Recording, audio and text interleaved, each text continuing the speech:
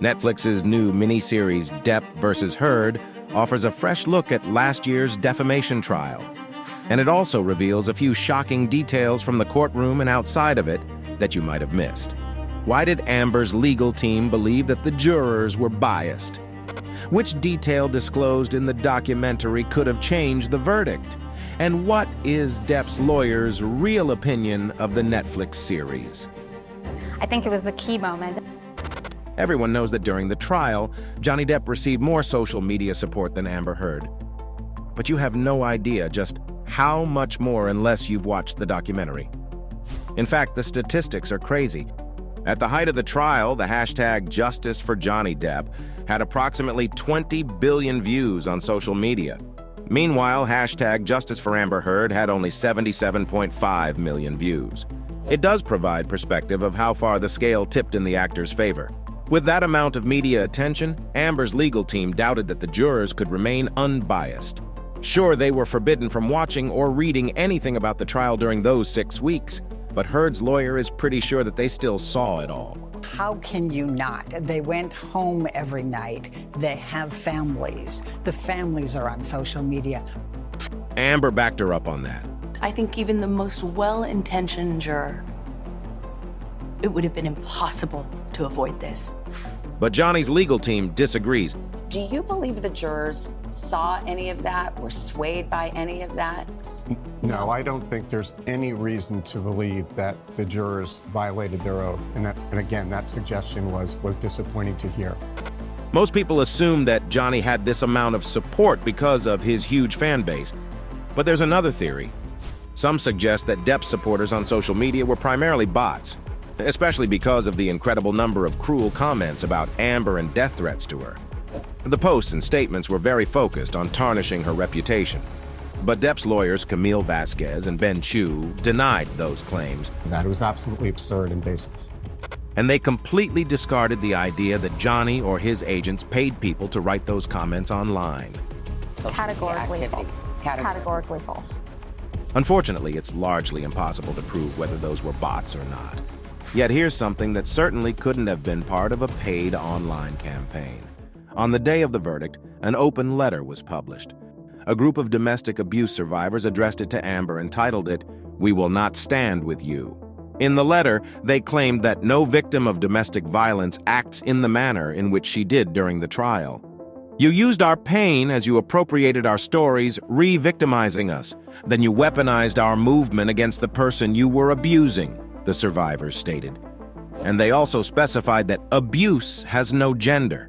Looks like Amber didn't manage to convince them, even when she described a sexual abuse incident involving a glass bottle in detail. In fact, the documentary stated that this is the first time live U.S. courtroom footage showed a victim alleging sexual assault in full vision.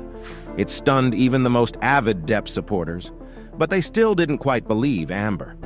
What's more, one of the pieces of evidence against Heard was brought to trial by one of Depp's fans. Amber's lawyer, Elaine Bredehoft, claimed the actress used Milani Cosmetics all-in-one correcting kit to cover her bruises. Amber supposedly used it right up until she filed for divorce in 2016. However, the cosmetic brand stated that they only launched that palette in 2017. While they never took it to court, a TikTok user and Depp fan named Nuha decided to do it.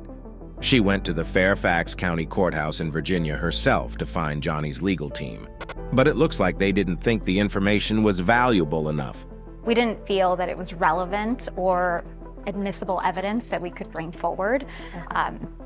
So that's why we didn't raise it during the trial. It wasn't the only piece of evidence that was omitted. A few others also went public yet weren't brought to the jurors' attention.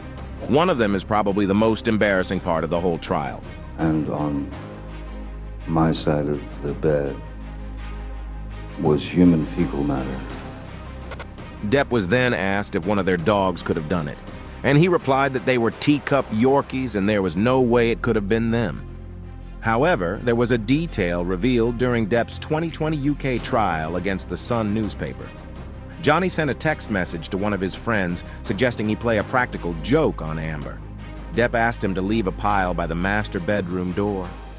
He thought that Amber would blame one of the dogs who had an intestinal issue, This detail was never exposed in the Virginia trial.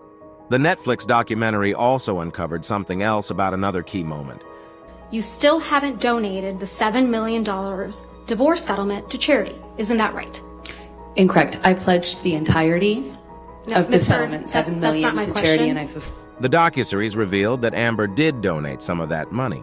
She gave $1.3 million to ACLU and $250,000 to the Los Angeles Children's Hospital. And although she was supposed to give $3.5 million to each, she still hadn't done it. Because her lies were exposed, Amber lost credibility in the eyes of the jurors. However, it appears that one of her abuse stories could have been true. He just kicked me in the back. During the trial, neither Johnny nor his friends who witnessed the scene confirmed her words, but it was brought back to the public's attention after the trial was over. The court unsealed documents that weren't presented to the jurors, and everyone saw a text chain between Amber and Johnny's personal assistant. One of his messages said, "He was appalled. When I told him he kicked you, he cried." It made some of Johnny's fans unlike his victory post on Instagram. Everyone started questioning why it wasn't mentioned during the trial. After all, it could have easily changed the verdict. Yet there seems to be a reason. Allegedly, it wasn't reliable evidence as it could have been heavily edited, but it still made some people doubt Johnny's claims that he never physically hurt Amber. For others, it was unbearable watching the docuseries because of how it was made. For this and some other reasons, it has many negative reviews. Quite a few people even claim to have canceled their Netflix subscription. Depp versus Heard is a mock on abuse victims. This documentary hasn't even the 1/10 of trial's evidence. It's so biased. Many viewers also didn't like it that the documentary left out a lot of information, and others noted that it was done too simply, with no original content. A compilation of TikToks and new cuts and some plain commentary. There's nothing new in it. I can make this on my phone. One user even suggested rewatching the trial videos on YouTube instead of Netflix's manipulated case trial drama to make up one's mind. But in fact, the series creators didn't have any intention of presenting new information. Here's what Emma Cooper, the documentary director, said about making it. "We're not trying to rewrite history here, and I am not a lawyer. We wanted to make sure that we maintained our integrity and balance throughout. So all they aimed to do was give it a rehash and show the process from another angle." And interestingly, Depp's attorney Camille Vasquez liked how it was done. Just to see the way that Emma put together that docuseries, I found it really interesting. She utilized the court testimony in a way that told a really compelling, truthful account of what took place inside those four walls in Virginia. So not everyone hated the documentary. For some, it shed light on how social media affects our everyday lives and opinions. It also became a wake-up call to critically analyze the media's role in shaping people's perceptions. Yet Vasquez doesn't think that it had that much effect. The social media firestorm that took place was reacting to the evidence that was happening in real time during that trial. And what do you think about it?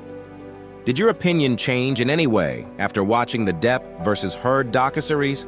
Share in the comments below. And if you want to recall more details about the two stars' relationship and see where they are now, watch our other video.